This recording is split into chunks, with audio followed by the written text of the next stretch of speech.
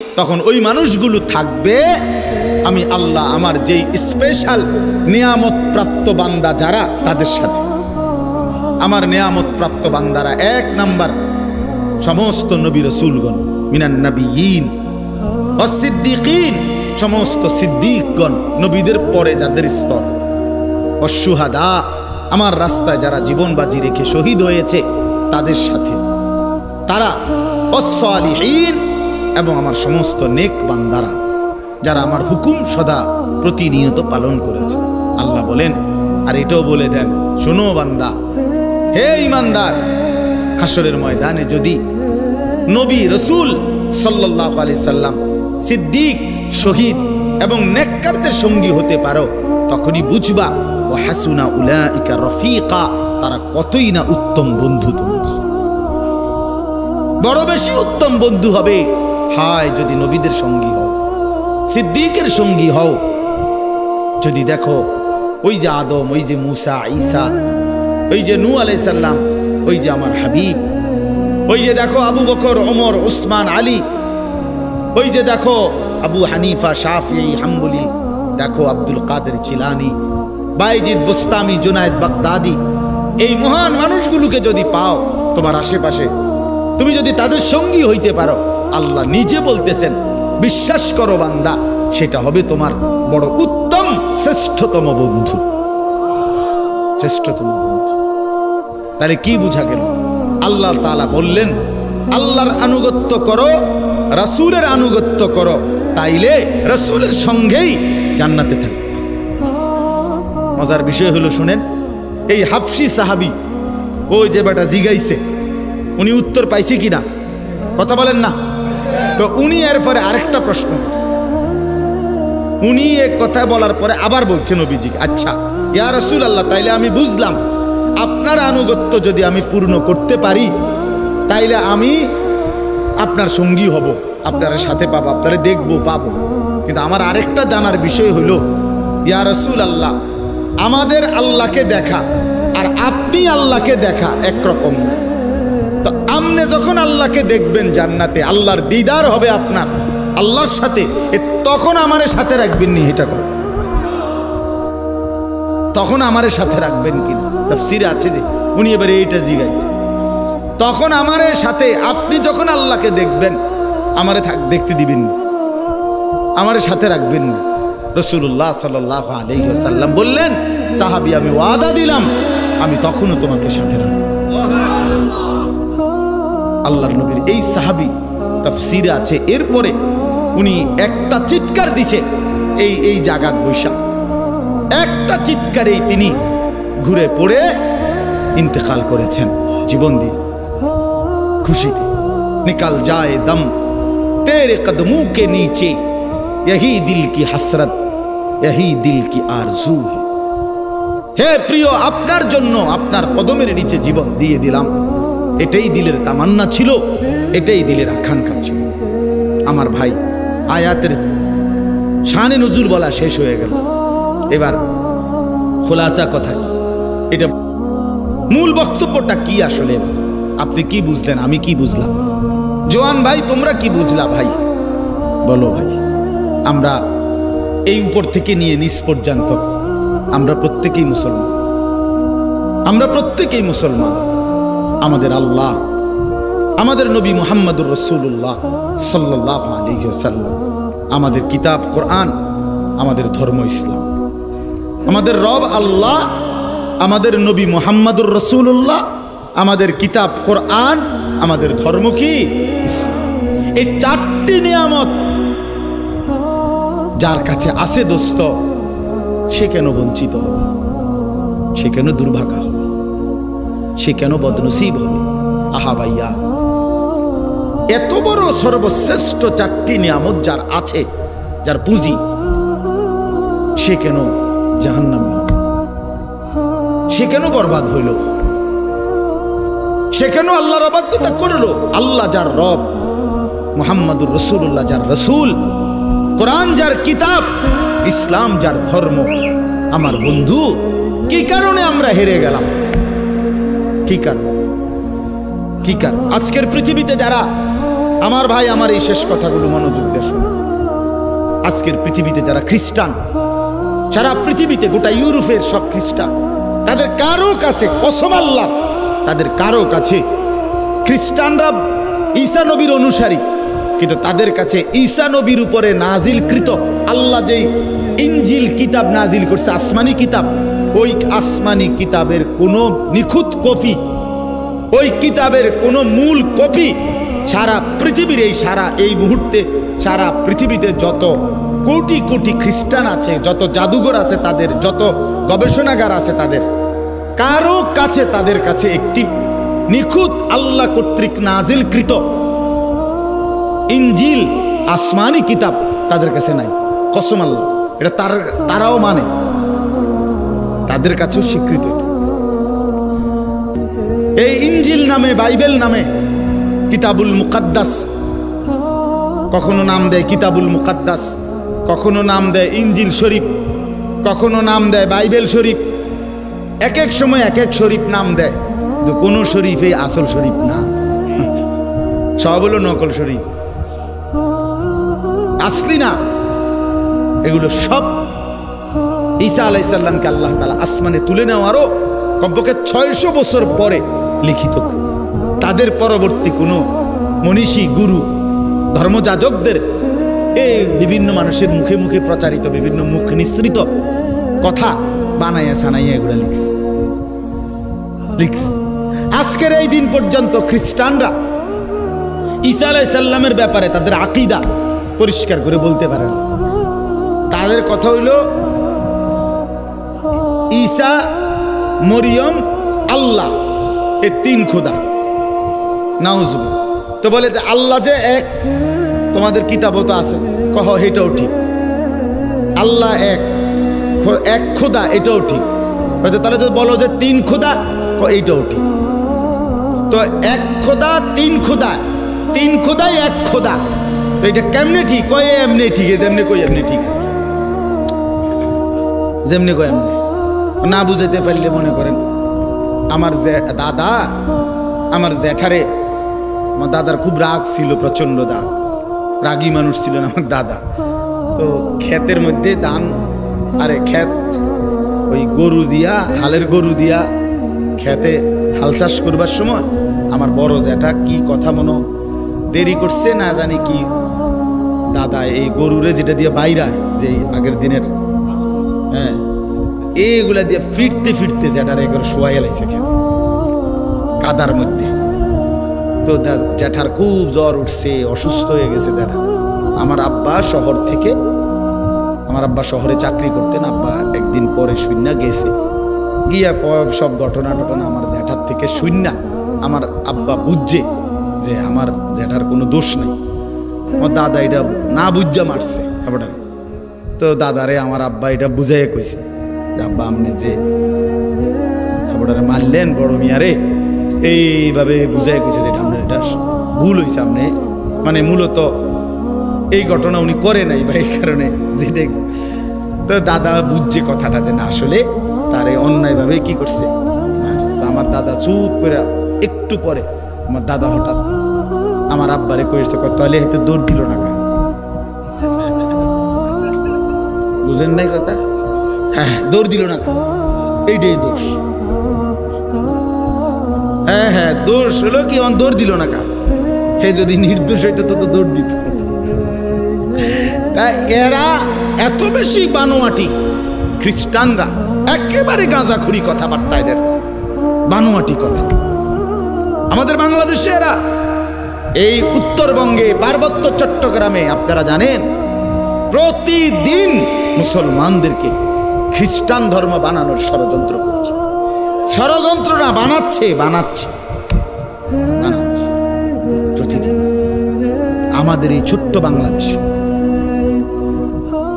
ছোট্ট এই বাংলাদেশ, আমরা দিনাজপুর ছিলাম দাওয়াত ও তাবলীগের সফরে। 40 দিনে দেখছি একটি জেলার মধ্যে না হয়তো 50টা। ওই বাংলাদেশে মিয়া একটা জেলায় কমপক্ষে 50টা হবে গির্জা বাংলাদেশে, অথচ তাদের ধর্মের কোনো গভীরতা বলতে কিচ্ছু নাই। তাদের কাছে আসমানি কোনো নিখুঁত কিতাব নাই, ঈসা আলাইহিস সালামের শিক্ষা তাদের কাছে মোটেই নাই। ইহুদি আজকের পৃথিবীতে, পৃথিবীর গোটা পৃথিবীর বিস্ফোরা, গোটা পৃথিবীর যন্ত্রণার নাম কে? ইহুদি, ইসরায়েল। এই কুত্তার মতো নিকৃষ্ট জানোয়ার পৃথিবীতে কেউ নেই। এই দাজ্জাল ফেরাউন নমরুদের চাইতো নিকৃষ্ট এই ইসরায়েলের এই বর্তমান প্রধানমন্ত্রী নেতানিয়াহু, এই বেঈমান ফেরাউনের চাইতে খারাপ। ফেরাউন এত জঘন্য ছিল, নমরুদ এত জঘন্য ছিল, এত হিংস্র। এই ইহুদিদের কাছে আসমানি কিতাবের কোনো শিক্ষাই নেই, শুধু উশৃঙ্খলা, বিশৃঙ্খলা, সন্ত্রাসী, অন্যায়, জবরদখল, মানুষের রক্তে, মুসলমানের রক্তে জমিন ভিজায় দেওয়া, এই তাদের জিন্দেগি, এই জিন্দেগি। হিন্দু ধর্মের যতগুলো কিতাব একটিও আসমানি কিতাব না। এই মহাভারত, বেদ, পুরাণ, হ্যাঁ, এগুলো সব কিছু তাদের কারো না কারো লেখা, তাদের কারো না কোনো মানুষের লেখা। তাইলে হিন্দু ধর্মের ওয়ালাদের কাছেও আসমানি কোনো কিতাব নাই। খ্রিস্টানদের কাছে আসমানি কিতাব যেটা আল্লাহ নাজিল করছে সেটা নাই।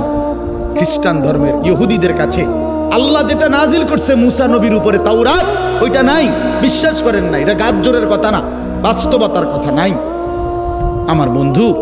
তাহলে তাদের কারো কাছে আসমানি কিতাব নাই, আল্লাহর ওহী নাই, নবীদের শিক্ষা নাই। এ কারণে তারা বিশৃঙ্খল হয়ে গেছে, এ কারণে তারা এলোমেলো হয়ে গেছে, এ কারণে তারা জাহান্নামের পথে চলে গেছে, এ কারণে তারা বরবাদির পথে চলে গেছে। কিন্তু আমার যুবক বন্ধু, তুমি নষ্ট হইলা কেন? আমার শুধু এই কথাটা বুঝায়, তুমি নষ্ট হইলা কেন? কোন জিনিসের অভাবে পড়া, কোন জিনিস না থাকার কারণে নওজোয়ান তুমি এক ওয়াক্ত নামাজ পড়ো? তোমার কি আল্লাহ নাই? তোমার কি রাসূল নাই? তোমার কি কিতাব নাই? তোমার কি কোনো ধর্ম নাই? তুমি এত বড় জানোয়ার হইলা কেমনে? খোদার 365 দিনে এক বছরে কোনো দিন ফজরের নামাজ পড়লা না, তুমি এত বড় নিকৃষ্ট পশু কেমনে হইলা? কি কারণে হারায় গেলা? তুমি নষ্ট হয়ে গেল। আপনারা বলেন, আপনারা যারা বছরের পর বছর সুদ খান, ঘুষ খান, কিস্তি নেন, কি কারণে বাবা? আল্লাহকে চেনেন নাই, এ কারণে না। আপনাদের কোনো নবী নাই, আপনাদের কোনো কিতাব নাই, তাহলে ওই নাফরমান, তাহলে সুদ খান কেন? হারামখোর। কিস্তি নেন কেন? আল্লাহ থেকে নিজেকে আলাদা করে দিলেন কেন? রাসূলুল্লাহ সাল্লাল্লাহু আলাইহি ওয়াসাল্লাম থেকে নিজেকে আলাদা করলেন কেন? কথা বলেন না কেন? যাদের স্ত্রী বেপর্দা, যাদের মেয়ে বেপর্দা, যাদের নিজের জীবনে নবীজির একটা সুন্নতের অনুসরণ নেই, কোথায় দাড়ি, কোথায় মিসওয়াক, কোথায় দস্তরখান, কোথায় মাথায় টুপি, কোথায় রাসূলুল্লাহ সাল্লাল্লাহু আলাইহি সাল্লামের চুল মুবারক, কোথায় নবী সাল্লাল্লাহু আলাইহি ওয়াসাল্লামের মতো হাঁটা চলার অনুসরণ, কোথায় বাপ? টয়লেট বাথরুমের মধ্যে টয়লেট পেপার ব্যবহার করার প্রবণতা কোথায়? বাম পাও দিয়ে টয়লেটে ঢুকা, ডান পাও দিয়ে টয়লেট থেকে বের হওয়ার, এ কথা মনে পড়ে কতবার? খাবার শুরুতে, খাবার শেষে নবীজির সুন্নাত কি, এটা কেন মনে পড়ে না? ঘুমের শুরুতে, ঘুমের শেষে রাসূলুল্লাহর তরিকা কি, এটা কেন মনে পড়ে না বাপ? এই সব কিছুতে নবীজির বিরোধিতা। সেই আপনি ইনসাফের সাথে বলেন, আপনি কেমনে সুপারিশ পাবেন? আমার ভাই, রাগ হইয়েন না।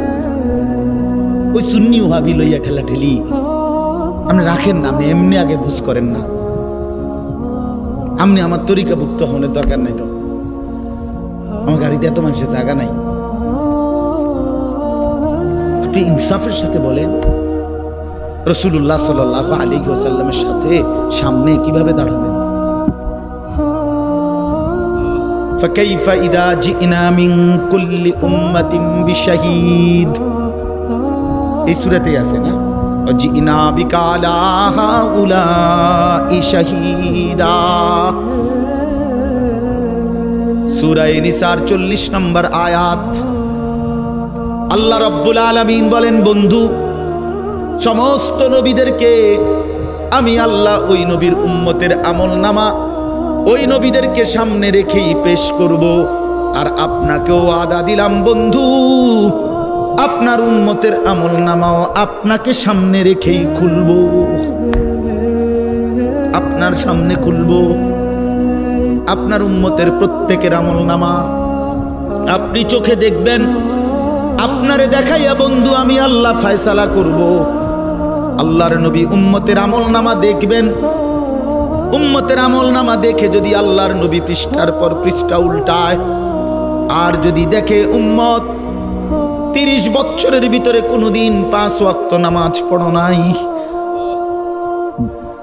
20 বছরে কোনোদিন সুদের লেনদেন ছাড়ো নাই, প্রতিদিন ওজনে কম দিছ, প্রতিদিন ব্যবসায় কাস্টমারকে ঠকাইছ, প্রতিদিন পণ্যের গুণাগুণ মিথ্যা বলেছ, হারাম রোজগারের ফিকিরে ছিলা, ঘরে রঙিন টেলিভিশন চলছে, স্ত্রী বেপর্দা, মেয়েটাও বেপর্দা, ছেলেটাও নামাজ পড়ে না, ঘরের কেউ ফজরের নামাজে ওঠে না, চেহারায় সুরতে চলনে বলনে কোনো কিছুতেই রাসূলুল্লাহর সুন্নাতের কোনো নমুনা নাই।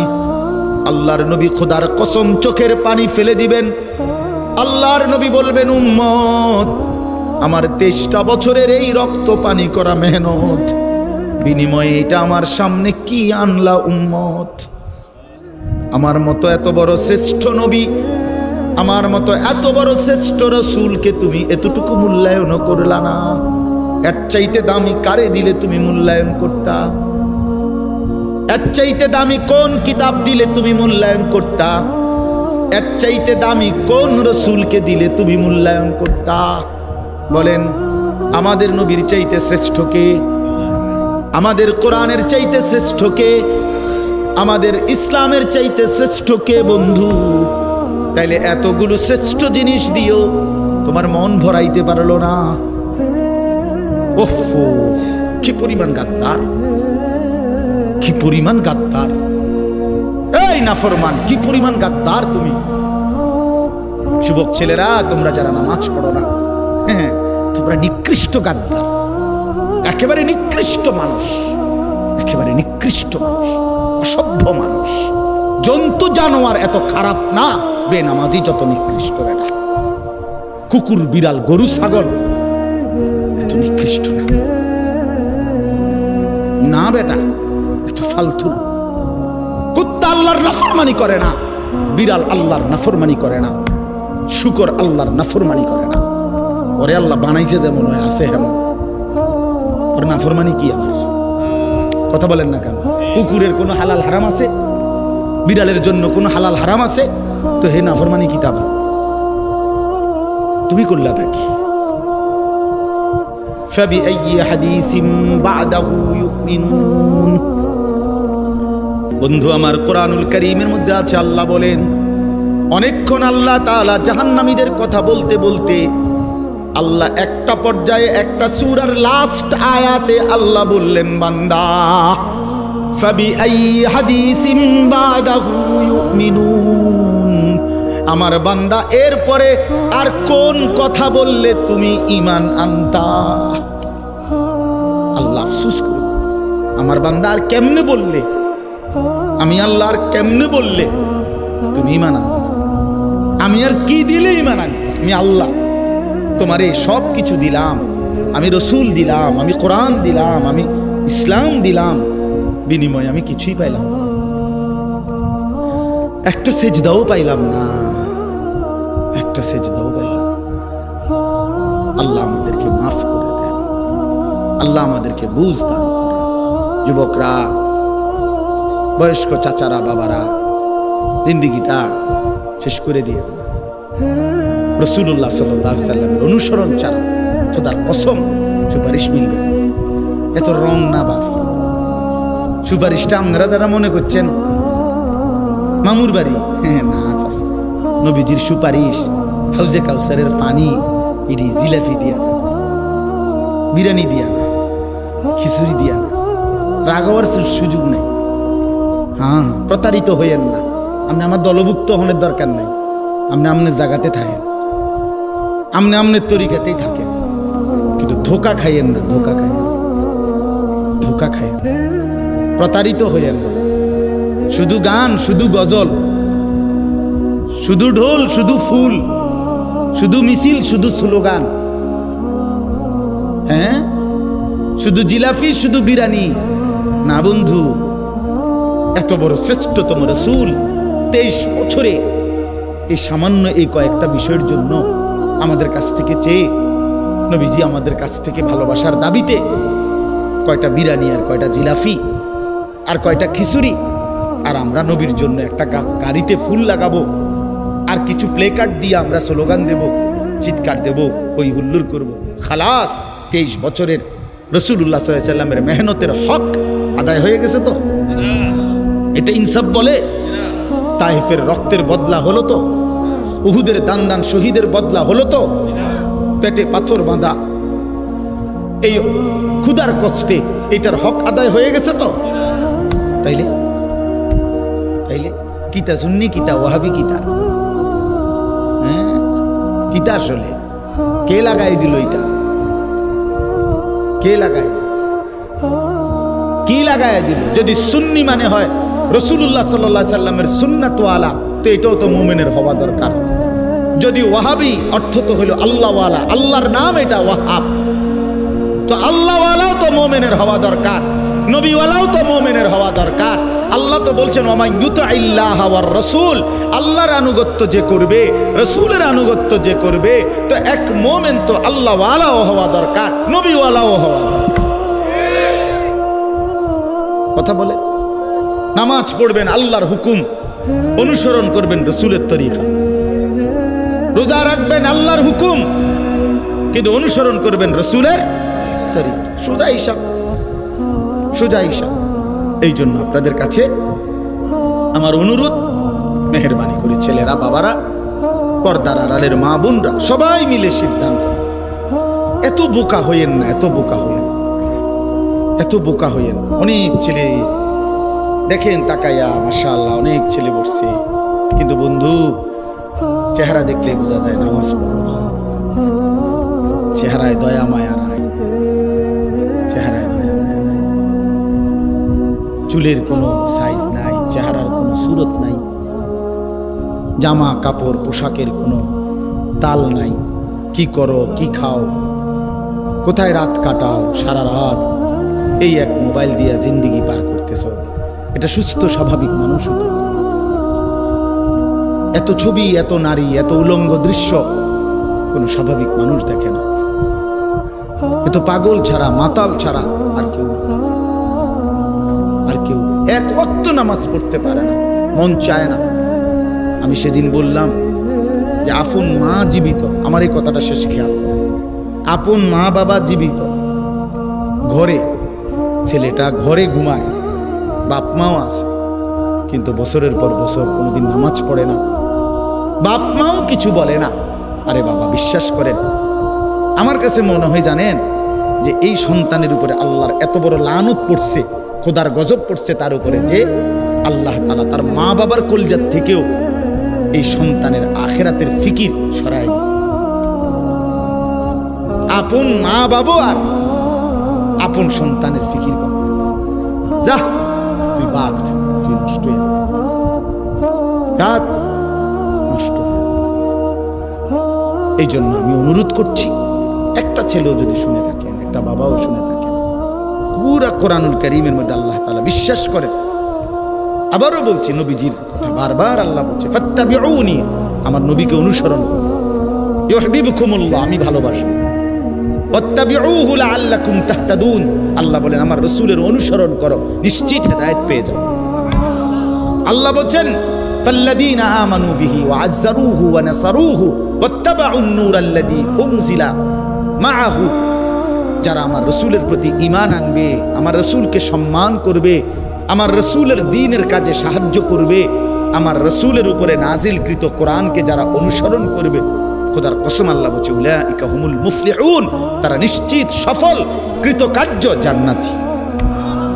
পুরা কোরআনে আল্লাহ বলছেন রাসূলুল্লাহ সাল্লাল্লাহু আলাইহি সাল্লামের ভালোবাসা আল্লাহ তাআলা অনুসরণের মাধ্যমে বুঝাইছেন। অনুসরণ সুন্নাত মোতাবেক পেশাব, পায়খানা, ওযু, গোসল, হাঁটা চলা, উঠা বসা, খানা খাদ্য, ঘর পরিবার, স্ত্রী সংসার, বাজার ব্যবসা, আয় রোজগার, লেনদেন, দেশ জাতি রাষ্ট্র পরিচালনা, সকল বিষয়ে আল্লাহ নবী সাল্লাল্লাহু আলাইহি ওয়াসাল্লামের তরিকা অনুসরণ করা। বলে আমি এক লগে হুজুর সবডি কুলাম পারমুনি, আপনি সবই পারতেন না বললা শুরুই করতেন না, এটা কোন কথা?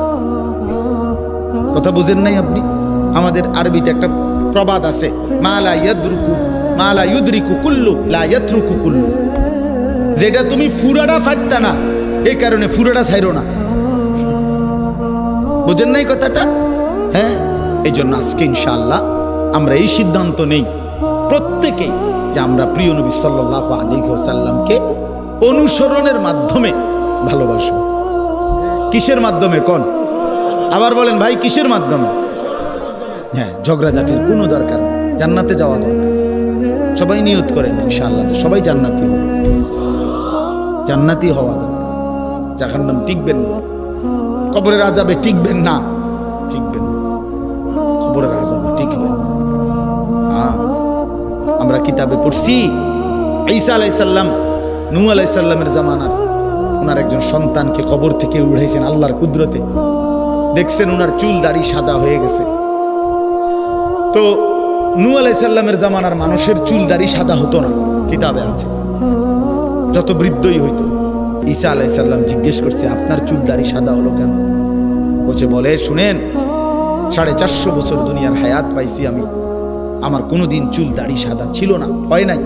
কিন্তু শুধুমাত্র মালাকুল মউত আজরাইল যখন আমার জান কবজ করে, তিনি বলেন, ওই নূহ আলাইহিস সালামের বংশধর বলে, আল্লাহর কসম, এই জান কবজের সময় সাকরাতুল মউত, মৃত্যুর যেই যন্ত্রণাটা লাগছে, ওই এইটুকু যন্ত্রণায় আমার চুল দাড়ি সাদা হয়ে গেছে।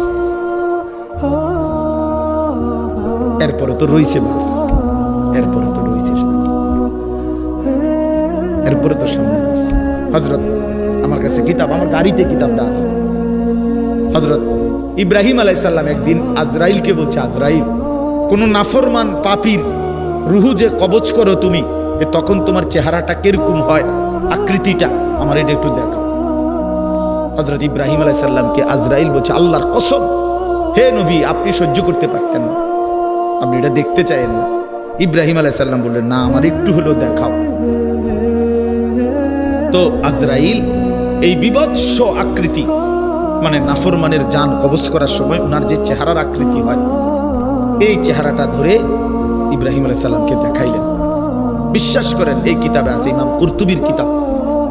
ইব্রাহিম আলাইহিস সালাম একটা চিৎকার মাইরা বেহুশ হয়ে গেছে। হুঁশ আসার পরে ইব্রাহিম আলাইহিস সালাম বললেন, আল্লাহর কসম, আয় আল্লাহ, মালিক আপনার কসম, কবরের আযাব, জাহান্নামের আযাব কোন নাফরমানের জন্য কিছুই লাগবে না, শুধু আজরাইলের এই ভয়ানক দৃশ্য জান কবজের সময় একবার দেখলেই তার সারা জিন্দেগীর নাফরমানির শাস্তির জন্য এটাই যথেষ্ট। বন্ধু আমার, কষ্ট হবে, ছেলেরা নষ্ট হইয়া শেষ পর্যন্ত কিন্তু খুব বেশি আগাইতে পারতাম। এই জন্য আজকে যারা বসছে সবার কাছে অনুরোধ করি, আমরা আল্লাহ এবং রসুলের আনুগত্য, ইসলামের দিকে ফিরে আসা, এইটা আমাদের মধ্যে নিরাপত্তা, এটার মধ্যেই আমাদের মুক্তি, দুনিয়ার শান্তি, আখিরাতের শান্তি। আল্লাহ তাআলা আমাদেরকে তৌফিক দান করেন। আজকের এই মাহফিলটা আল্লাহ তাআলা কবুল করে নেন। যুবকদের এই যে মুহিয়ুস সুন্নাহ শব্দের অর্থ কিন্তু সুন্নাতের জীবন দানকারী, অর্থাৎ সুন্নাতের অনুসরণকারী, সুন্নাতকে জীবন দানকারী, সুন্নাতকে বাস্তবায়নকারী। এজন্য এই নাম, এটার কিন্তু অর্থ হলো এই যারা সুন্নাতকে অনুসরণ করে। এজন্য শুধু নাম সর্বস্ব যেন না হয়। যেই যুবকরা আয়োজন করেছে, ভাই তোমাদের কাছে অনুরোধ, চেহারা, সুরত, চলন বলন সুন্দর, যারা দাড়ি রাখেন না, হিম্মত করে দাড়ি রাখেন, হিম্মত করেন যে ইনশাআল্লাহ দাড়ি রাখবেন। দাড়ি না রাখা এটা কিন্তু অনেক বড় অপরাধ। অপরাধটা কি জানেন? অপরাধটা হলো যে ব্যক্তি দাড়ি কাটে নিয়মিত, আমার কাছে মনে হয় সে আল্লাহর সাথে বিদ্রোহ করে এবং আল্লাহকে বলে ডাইরেক্ট যে খোদা আপনি দিবেন, আমি কাটব। আপনি দিবেন আমি কাটব, আপনি দিবেন আমি কাটব। আমি বেড়া হইলে আপনি খোদারে দেখায় দিব, আপনি দিতেন পারেন কতক্ষণ, আমি কাটতে পারি। তো আল্লাহও যেন বলে বান্দা কাটতে থাকো, আসতে থাকো, কাটতে কাটতে একদিন তো আমার কবরে আইবা। তো তখন প্রথম রাতে প্রথম ঘন্টায় টাঙ্গাইয়া যখন ফিটমু তখন বুঝবা। মাতবরি ছুটাই দেবো তোমার প্রথম ঘন্টাতে দেব, কবরের প্রথম ঘন্টা। হাত্তা তাখতালিফা আদলা, আল্লাহ নবী বলেন কবর যখন প্রথম মিনিট নাফরমানকে কবরে একটা চাপ দিবে, তো ডান পাশের মাটি বাম দিকের মাটি ডান দিকে, মানে ডান পাঁজরের হাড্ডি ভাঙ্গা চুইরা এ পাশে চলে যাবে, এই পাশের হাড্ডি ভাঙ্গা এই পাশে চলে যাবে। 1 মিনিটে নাফরমান সোজা চুরচুর হয়ে যায়। অহংকার করে মাতবরি দেখাইও না, সবাইরে বললাম কেউ বড়াই করেন। যে নারী বেপর্দা তারে বইলেন তোমার এই রূপ যৌবন পোকা মাকড়ের ঘরে চলে যাবে কবরে। অসংখ্য সুন্দরী নারী এই পৃথিবীতে কবরের খোরাক, মাটির খোরাক হয়েছে। আল্লাহ তাআলা আমাদের সবাইকে তৌফিক দান করেন। হিম্মত করলাম তো ইনশাআল্লাহ 5 ওয়াক্ত নামাজ পড়বো তো ইনশাআল্লাহ। আল্লাহ তৌফিক দান করেন। সকাল সন্ধ্যা কিছু কিছু জিকির করবেন, আল্লাহওয়ালাদের কাছে আসা যাওয়া করবেন এবং নিজের জীবন সুন্দর করার চেষ্টা করবেন। নবী সাল্লাল্লাহু আলাইহি সাল্লামের অনুসরণ করার ফিকির করবেন। আল্লাহ তাআলা আমাদের সবাইকে তৌফিক দেন, কবুল করেন। আলহামদুলিল্লাহ। আল্লাহুম্মা আনতাস সালাম ওয়া মিনকাস সালাম তাবারাকতা ইয়া যাল জালালি ওয়াল ইকরাম ইয়া আরহামার রাহিমিন يا أرحم الراحمين يا رب لك الحمد كما ينبغي لجلال وجهك وعظيم سلطانك وصل على محمد كما أهلك وافعل بنا خيرا كما أنت شاءك ربنا ظلمنا أنفسنا تغفر لنا وترحمنا لنكون رب ارحمنا كما ربيانا صغيرا ربنا هب لنا من ازواجنا وذرياتنا قرة اعين واجعلنا للمتقين اماما ربنا آتنا في الدنيا حسنة وفي الآخرة حسنة وقنا عذاب مولاي كريم رب كريم अपनी माफ করে দেন, মেহেরবান মাওলা আপনি মাফ করে দেন। রাত অনেক গভীর মাওলা, চারিদিকে অন্ধকার মাওলা, আপনার কোটি কোটি বান্দা ঘুমায় গেছে, আমরা অল্প কয়েকজন ঘুমাই নাই। আল্লাহ কবরের ভয় লাগলো, জাহান্নামের কথা মনে পড়লো, হাসরের ময়দানের কথা শুনে ভয় পেয়ে গেলাম। পেছন দিকে তাকিয়ে দেখি খুব বেশি অন্ধকার, জীবনের পেছনটা শুধুই নাফরমানি। কবরের কোনো পুঁজি নাই, আখিরাতের কোনো সামান নাই, বন্দিগির কোনো হক ফিরায় দিলে আপনার বান্দা যাবে কোথায়? আর কোথাও আশ্রয় নাই, আর কোথাও ঠিকানা নাই। আপনি মাফ করে নেওয়া, আপনি মাফ করে দেন। আযাব দিলে আপনার কোনো লাভ নাই, মাফ করে দিলে আপনার কোনো ক্ষতি নাই। দেন, মাফি করে দেন। বাবাকে মাফ করে দেন, মাকে মাফ করে দেন, দাদা দাদি নানা নানিকে মাফ করে দেন, চাচা মামা ফুফা খালুকে মাফ করে দেন, চাচি মামি ফুফি খালাকে মাফ করে দেন, বিবিকে মাফ করে দেন, ছেলে মেয়েকে মাফ করে দেন, ভাই বন্ধুদেরকে মাফ করে দেন, আত্মীয় স্বজনদেরকে মাফ করে দেন, পাড়া পড়শিকে মাফ করে দেন, কবরবাসীদেরকে মাফ করে দেন। কিয়ামত পর্যন্ত কবরের আযাব মাফ করে দেন। জিন্দিগিটা সুন্দর করে দেন, আখলাক সুন্দর করে দেন, চেহারা সুন্দর করে দেন, চুল সুন্দর করে দেন, দাড়ি সুন্দর করে দেন, লেবাস সুন্দর করে দেন, আখলাক সুন্দর করে দেন। কদম কদম বন্ধুকে অনুসরণ করবার তৌফিক দান করেন আল্লাহ। সুন্নাতের মহব্বত দান করেন, সুন্নাতের হক আদায়ের তৌফিক দান করেন, আপনার বন্ধুর ইত্তেবা অনুসরণ করবার তৌফিক দান করেন। আল্লাহ ঝগড়া নয়, বিবাদ নয়, ভালোবাসে অনুসরণ করে একসাথে জান্নাতি হতে চাই মাওলা। সবাই মিলেই জান্নাতে যেতে চায়, আপনাকেই পেতে চাই, রাসূল সাল্লাল্লাহু আলাইহি সাল্লামকেই পেতে চাই। আল্লাহ আপনি মাহরুম করবেন না, বঞ্চিত করবেন না। প্রতিটা যুবককে নামাজি বানিয়ে দেন, সেজদাওয়ালা বানিয়ে দেন, কাঁদনেওয়ালা বানিয়ে দেন। বয়স্ক বাবা চাচাদেরকে আল্লাহ চায়ের আড্ডা, দোকানের আড্ডা থেকে হেফাজত করেন, বিড়ি সিগারেটের আড্ডা থেকে হেফাজত করেন, আরো বেশি নেক আমলের তৌফিক দেন। মা বোনদেরকে পর্দা পুশিদা দান করেন, প্রতিটা মুসলমানকে কবুল করে নেন।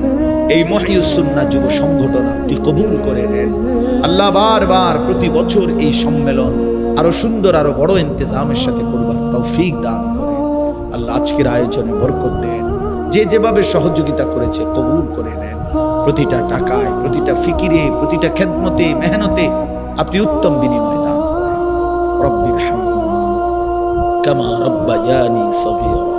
আয় আল্লাহ অসুস্থ বিমারি যারা শিফা করে দেন, কামাই রুজিতে হালাল বরকত দিয়ে দেন, আমার দেশ নিরাপদ করে দেন, খায়র ও বরকত দান করেন, গোটা দেশে খায়র ও বরকত দান করেন। প্রতি ইঞ্চি জমিনে কোরআনের হুকুম জারি করে দেন, ইসলামের আলো জ্বালিয়ে দেন, ইনসাফকার শাসক দান করেন আল্লাহ, ইমামে আদেল দান করেন।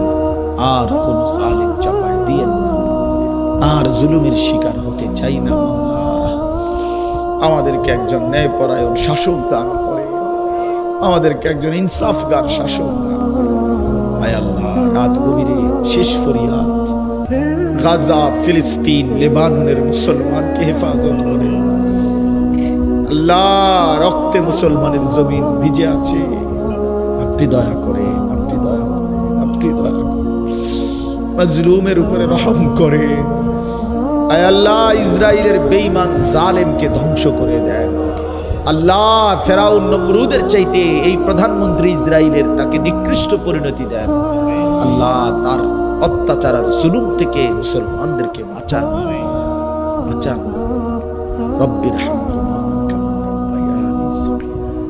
সুবহানা রাব্বিকা রাব্বিল ইজ্জাতি আম্মা ইয়াসিফুন, সালামুন আলাল মুরসালিন, আলহামদুলিল্লাহ।